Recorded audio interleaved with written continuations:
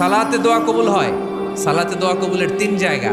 একটা হচ্ছে তাকবীরে তাহরিমার পরে আমরা সানা পড়ি না, আমরা তো একটা পড়ি। আল্লাহর হাবিব সুন্নাহ এবং নফল নামাজে আরো পড়তেন সানা, ওই দোয়া কবুল হয়। দুই নম্বর জায়গা সালাতে সেজদায় পড়ে দোয়া করলে কবুল হয়। আকরাবু মা ইয়াকুনুল আবদু মির রাব্বিহি ওয়া হুয়া সাজিদ ফাকসিরু ফীহি দুআ।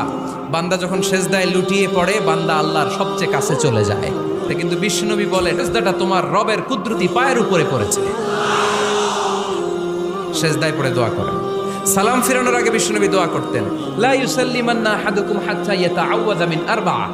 আল্লাহর হাবিব বললেন, চার জিনিস থেকে পানাহানা আছে, আমার কোন উম্মত যেন সালাম না ফিরায়। তারা যেন পড়ে, আল্লাহুম্মা ইন্নী আউযু বিকা মিন আযাবিল কবর, আউযু বিকা মিন আযাবি জাহান্নাম, আউযু বিকা মিন ফিতনাতিল মাহইয়া ওয়াল মামাত, আউযু বিকা মিন ফিতনাতিল মাসিহিদ দাজ্জাল।